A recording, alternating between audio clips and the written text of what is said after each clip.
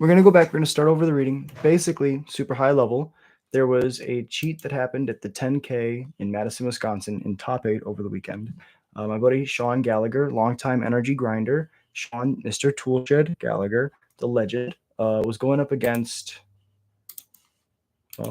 our villain today.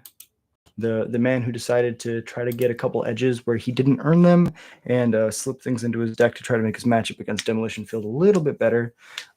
Connor. Connor has 2 basic planes in play, and if we look at the deck list, there was only 1 registered.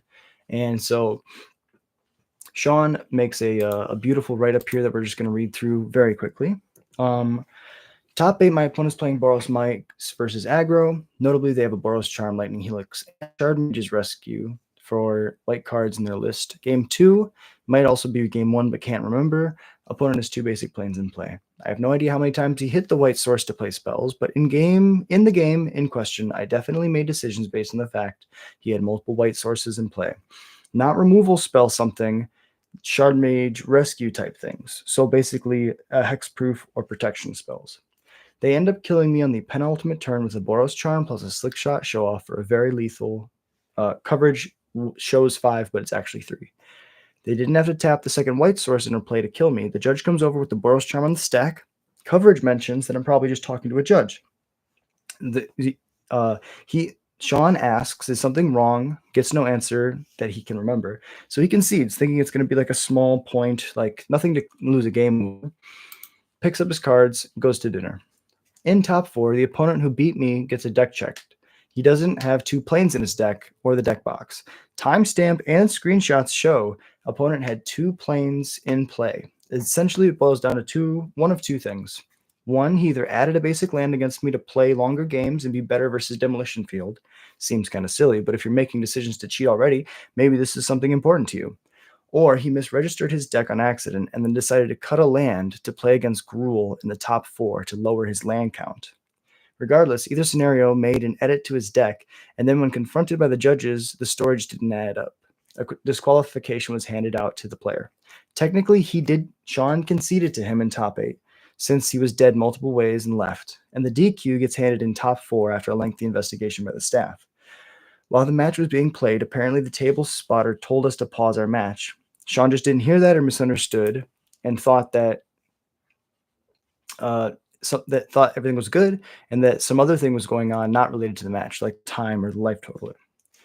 Had he not conceded at that exact moment, maybe he makes top 4 with the top opponent getting DQ'd in top 8 instead of dying to a Boros Charm. It's not a great situation for anyone involved. Timelines are a little weird, but that's the gist of it.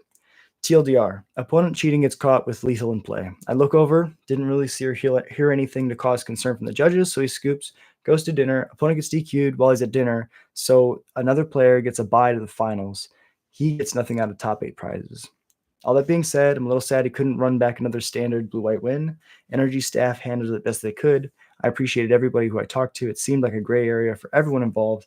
Yes, I wish I got more prizing stuff for getting cheated, but timelines are a little weird. Wait, all that being said,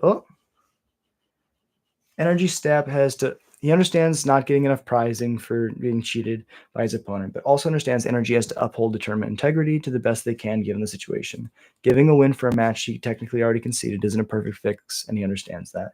He loves playing the NRG series. It won't stop him, and he'll be back to run it back at another event in a month or so. Sean, Mr. Toolshed Gallagher. So shout out to the legend for having a great attitude about it. Looking a cheater like straight in the eye and playing through them.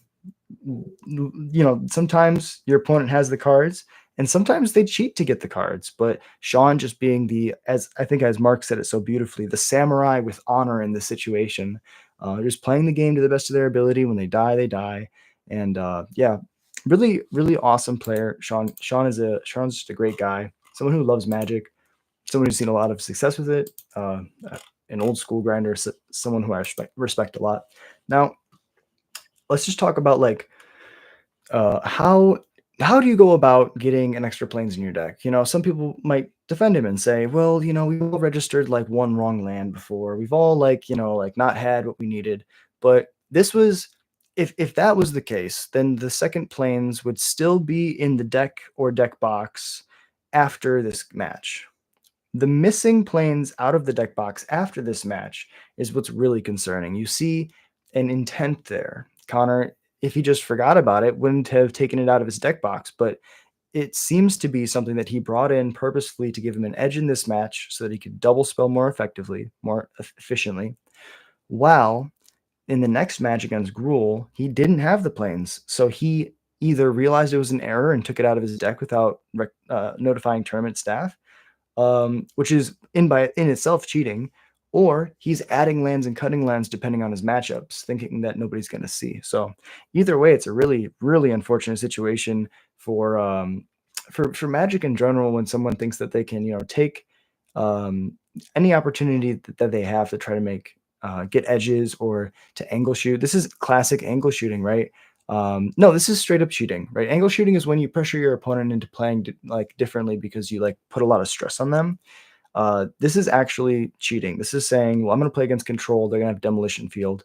I want to have double planes so that after they demolition field me a couple times, I'm able to still have a white source. And that's really gross because you're consciously thinking about what could make your matchups better and taking advantage of those matchups to try to get an edge. And people like Sean who grind really hard and play the cards the way that they should be played, play things correctly. They deserve to be rewarded, when they work really hard to do everything right and play the cards the right way. That's how you earn wins, by making every decision correctly, thinking about what's good and what's bad, and making the proper decisions, opposed to looking at what your matchup's going to be and trying to figure out, well, what can I add or subtract to my list to make it better in this specific matchup. Honestly, that's like some beginner Magic stuff where you're like, oh, I'm gonna take this and I'm gonna put it in my deck because it makes me better this round, and then next round I'm gonna take it out and I'll put something else better in the deck. I don't want to give a lot of credence to Twitter comments. However, there were a bunch of comments about how people, shout out to Mark, this is the comment: from my perspective, you were an agent of clarity, responding as soberly as anyone could hope to expect. You were the samurai warrior with honor. Shout out to Mark, absolute legend. So all these amazing people in the comments sticking up for him, helping out. Someone else told Robert Taylor, shout out to Fire Shoes, that he had a Rustless Bovac in their deck, which was not in the deck list. Yeah, this person lost the match when they were both 4-0 when his opponent had a Restless Bovac. So it looks like he's not even adding and subtracting just basics, also adding and subtracting man lands, or creature lands, I should say, I'm sorry, to the deck to try to make edges in certain matchups. So really, really sad to see somebody thinking that they can get away with something at this level. Really sad to just see somebody feeling so entitled to winning a game that they're going to try to do things to cut corners, when in reality you could just get good, right? This is like laziness at the highest degree.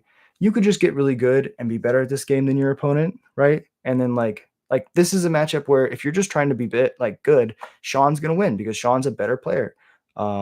He's put the time in, he's ground, he has the experience with the cards, he deserves the win.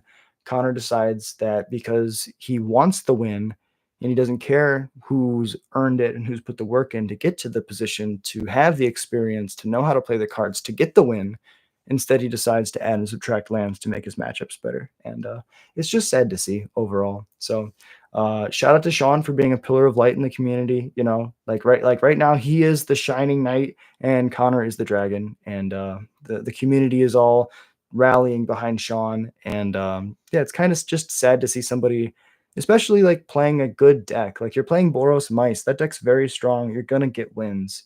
Why cheat, right? And it comes back to the age-old adage of cheaters are gonna cheat. It doesn't matter. There's no reason why. Cheaters are just gonna cheat. That's just how it goes. So a little bit of a shorter video today here. I was gonna show a little bit of the coverage, but honestly, Sean just draws a couple cards and casts a lethal burn spell. Or sorry, Connor draws a couple cards and then casts a lethal burn spell. Sean is on the back foot for the entire game, and it's not fair to just show the cheater winning. So I'm just gonna leave it there. Not even gonna show you his gameplay. If you like Sean, go follow him on Twitter. He's an absolute legend. NRG Grinder. Shout out to NRG Series for fostering an amazing community. They do a great job, and they don't deserve to have their reputation tarnished like this. So, thank you so much for watching. I'll be back with the next one, and I hope you have a beautiful day.